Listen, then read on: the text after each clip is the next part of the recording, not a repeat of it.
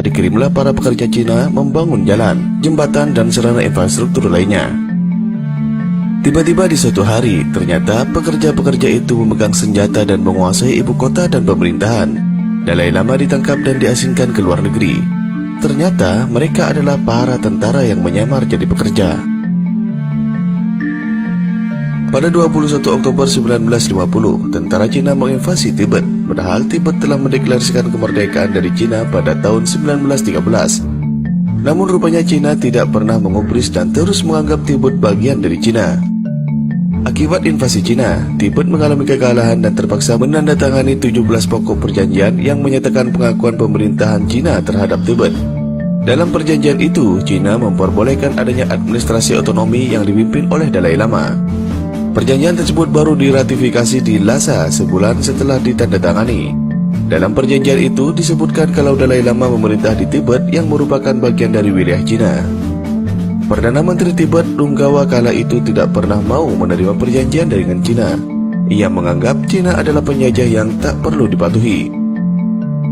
Sebaliknya, Majelis Nasional Tibet meminta agar Perdana Menteri Tibet Runggawa menerima perjanjian itu sebab tentara Tibet telah dikalahkan oleh tentara Cina yang jumlahnya sangat banyak.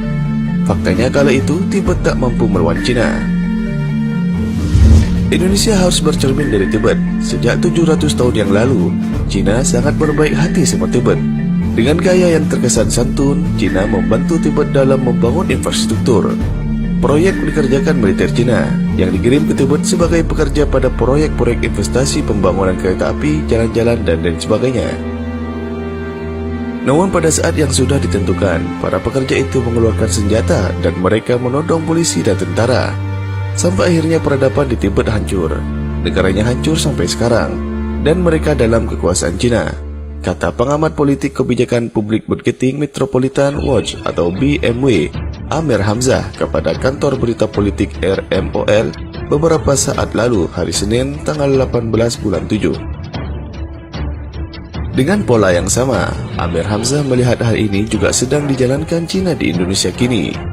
Setelah berinvestasi di Indonesia, investor juga telah menyelundupkan para militer Cina ke Indonesia dengan dalih tenaga kerja proyek. Dan kini, daerah pesisir Indonesia, dari pelabuhan Belawan bagian timur Sumatera, kemudian masuk ke Banten, sampai akhirnya Surabaya, sekitar 97% telah dikuasai oleh Cina. Dan tidak mustahil apartemen-apartemen tempat-tempat tertentu di pesisir pantai itu mereka gunakan sebagai tempat persembunyian mereka untuk mengintai perairan Indonesia, ungkapnya. Kemudian, katanya, di Sulawesi Tengah ada pabrik nikel yang cukup besar, yang bahkan dari 6.700 pegawai, 5.000 diantaranya merupakan pegawai dari Cina, belum lagi di Banten dan Ketapang.